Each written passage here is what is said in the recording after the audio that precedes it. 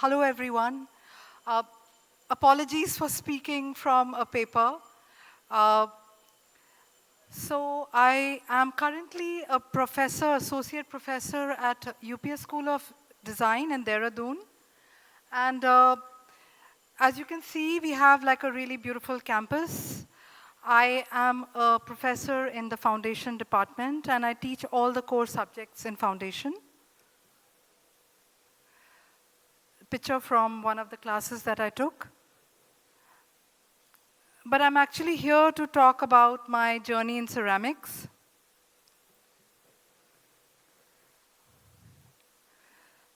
So I studied industrial ceramics, and this is at the National Institute of Design. So our studio was equipped with excellent machinery, workspace designed in a way that both student projects and small-scale manufacturing could coexist. The program focused on factory and industrial processes versus handmade, aligned to studio practice. Functionality was at a premium. What was the object? Who was it for? What volumes were needed? Was it stackable? What was the intended market? And was it financially viable to make? The answers to the above questions kept us balanced on a very narrow path of functionality and aesthetics. The Bauhaus tenet that form follows function was such a vital part of our education that even though I may no longer apply this principle consciously, however, I'm emotionally invested in it. Therefore, when I first started studying ancient pottery, I was amazed at the paradox that how something so ornamental was meant for everyday use and it was pleasing to the eye. Examples of ancient pottery.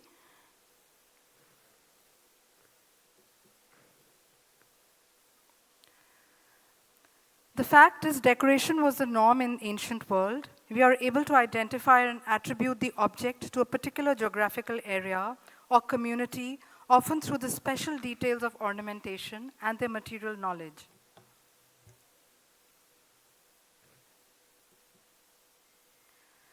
Humans project themselves into everything that we do or make, so it's no surprise that the terminology used to describe pots is exactly the way we describe ourselves.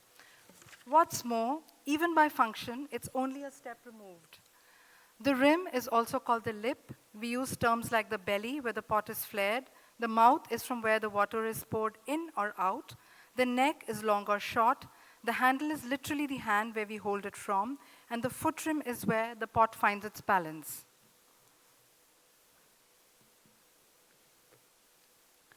I started recreating tableware shapes and objects by adding human details, initially very subconsciously, and as time passed with more confidence. The gateway into exploring this theme began with the use of faces and facial expressions. The face is not only used in communication, but also emotions and ideas. It is now understood that humans are hardwired into recognizing basic emotions of love, anger, surprise, etc., as tools for survival. Therefore, we react and are drawn to expressive objects right away.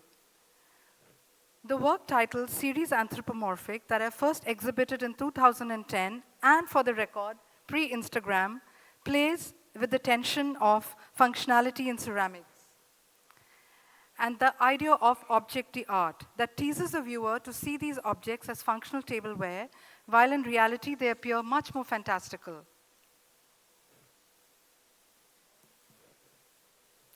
The rules of industrially designed tableware, how objects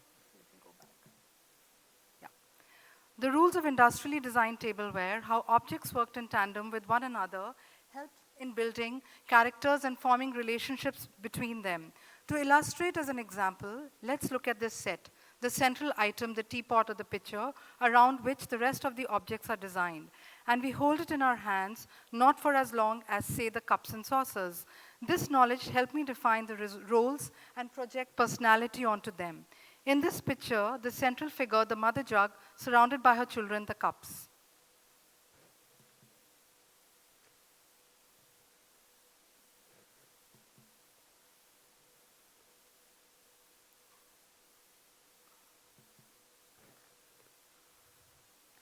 Unlike the ancient potter, I have more tools at my disposal.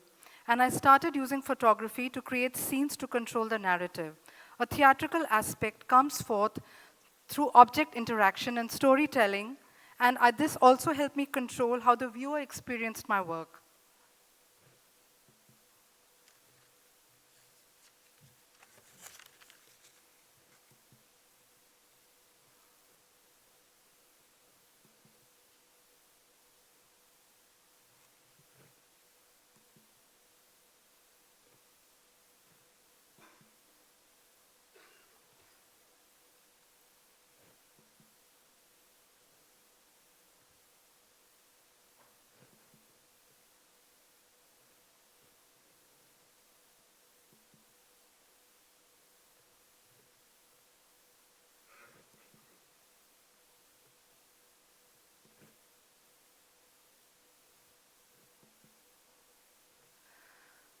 While I can control how to show a work through a photograph, as it's a still and two-dimensional, how do I control the narrative for a three-dimensional object? This led me to design special shelving which the work could inhabit or live inside. This is how the animated ceramic tableware characters were displayed in Copper House and Antimony House, named after green and yellow glazes.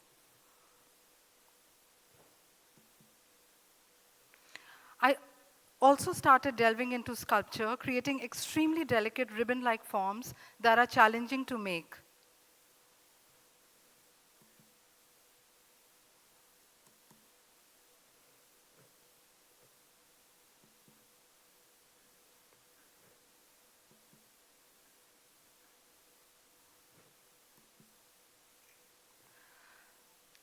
So up till now, it's not a lot, but I have created over 3,000 sculptural wares, and I've made them all by myself.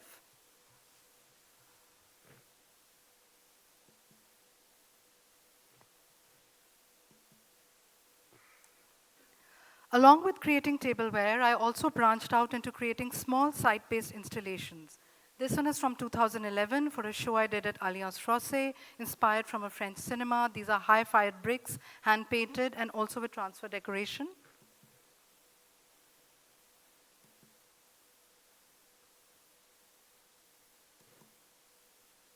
A permanent installation for the Indian School of Business, showcasing business dress code across the world, created in turned wood. This is the one project that is non-ceramics, with craftspeople from Karnataka and Rajasthan, and in collaboration with Ishan Khosla.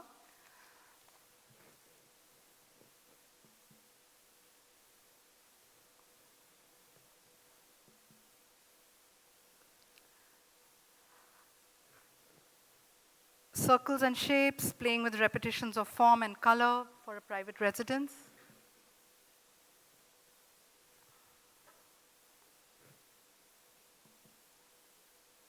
These are pictures from my exhibitions in Delhi.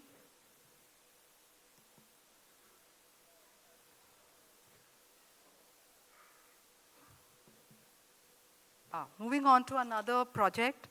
So in 2019, I was awarded the first artist exchange of its kind between the Indian Ceramics Triennale and Charles Wallace Trust with the British Ceramics Biennial.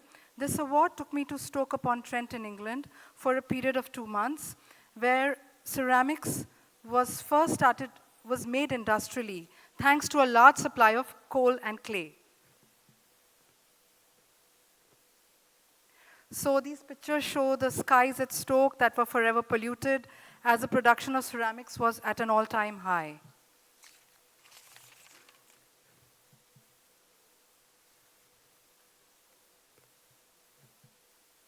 The factories have all shut down there.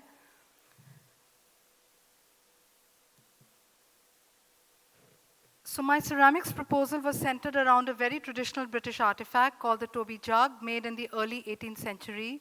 Around the exact same time, officers from East India Company were trying to conquer India. Here you can see many versions of the sailor jug, the unmissable black sailor's hat, an ugly man drinking beer.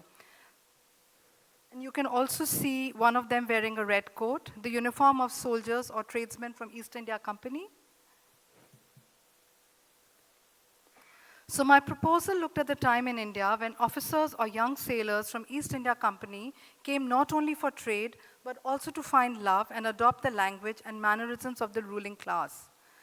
The project was inspired from a book by William Dalrymple, and it also led me to do my own research.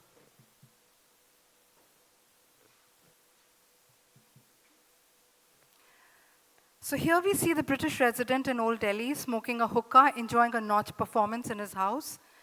David Ochterlony had adopted all the courtly Mughal mannerisms, including a harem, a colorful character who supposedly had 13 wives. While we still find images of the men from that time, the images from women are missing.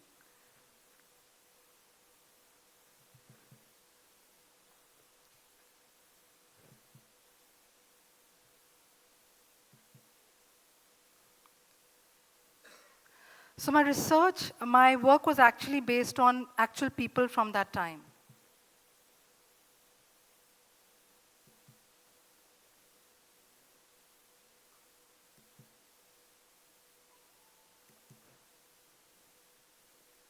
Job Charnock, who's considered the founder of Calcutta.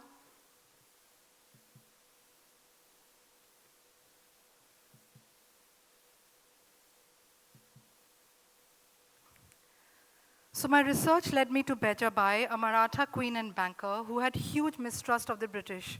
When the East India Company officers were taking huge loans from royalty in the 1700s and 1800s and defaulting on them, Bejabai figured out ways to get money back each and every time. This is the only existing image for Bejabai, a small watercolor on marble currently in the Museum of War in London. Her portrait hangs along with three others, Nana Sahib, Rani Lakshmi Bai, Kunwar Singh, all found in the bedchambers of Nawab of Farrukhabad that almost led to her arrest. However, Bejabai was in her 70s at the time of 1857, and in her style, she manages to outwit the British once again, saying she was too old to be plotting and planning a revolution against them.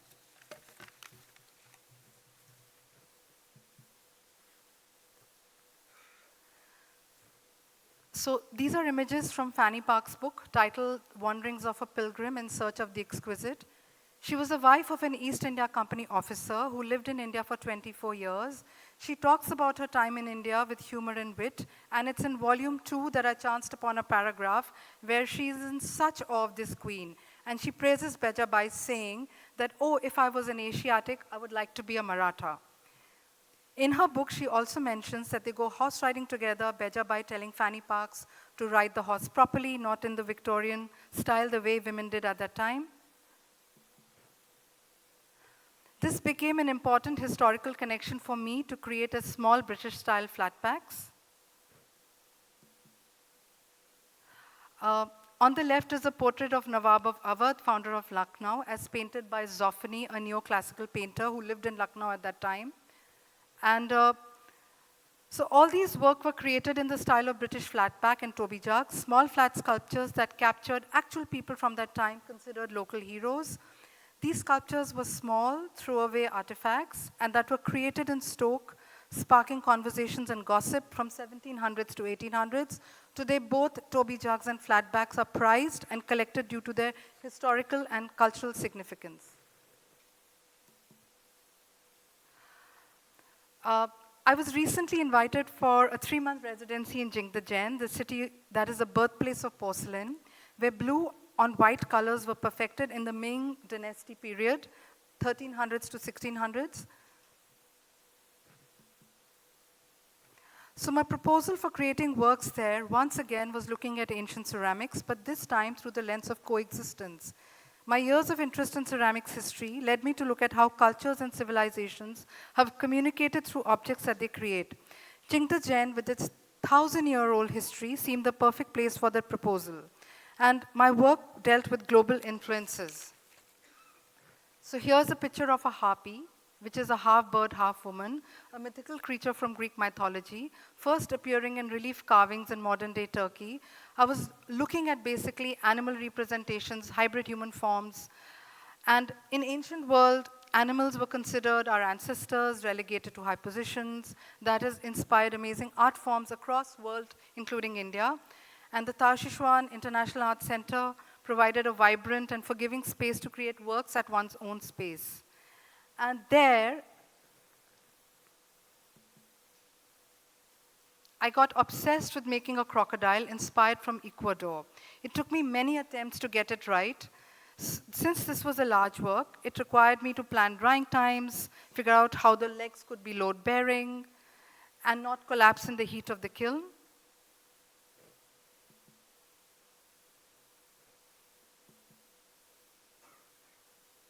So these three works have their roots in ancient ceramics from the world.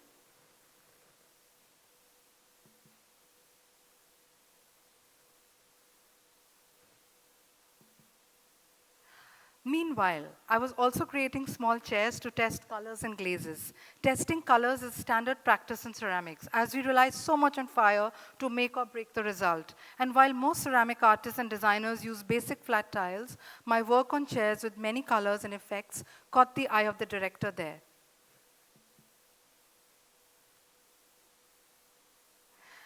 The many attempts led to a commission for a public art seating bench for the center. Prior to this residency, I had never created something so big.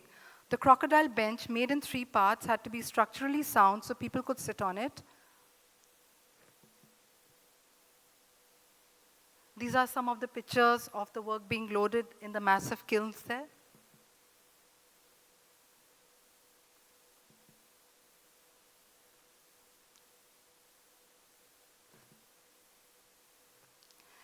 It's become a popular tourist attraction, I'm told, and some of the pictures the center has shared with me.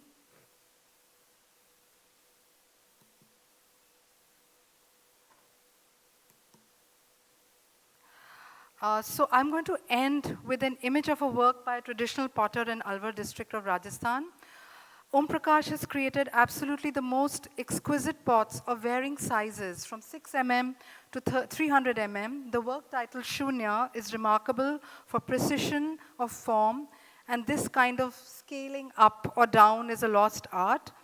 His methods of making rely on traditional knowledge, clay from neighborhood, pit-fired, and I feel that his work is a testament to workmanship and beauty that comes with knowing your craft, and that we don't necessarily need expensive materials or tools.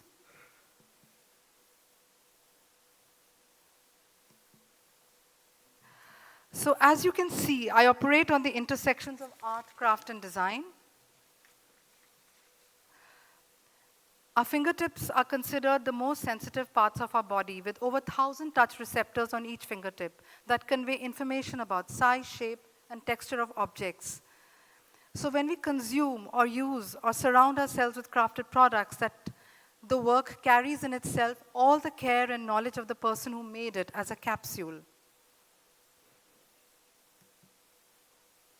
So we value ideas and thoughts highly, relegating them to a status of a skill, as if ideas are the only thing that results are dependent on. And somewhere along the way, while working with one's hands is seen as a step 2, one that follows the idea. But the truth is that the ideas are only as good as the people who implement them. And a deep understanding of one's craft, whatever that may be, will lead to results that are meaningful. So, thank you.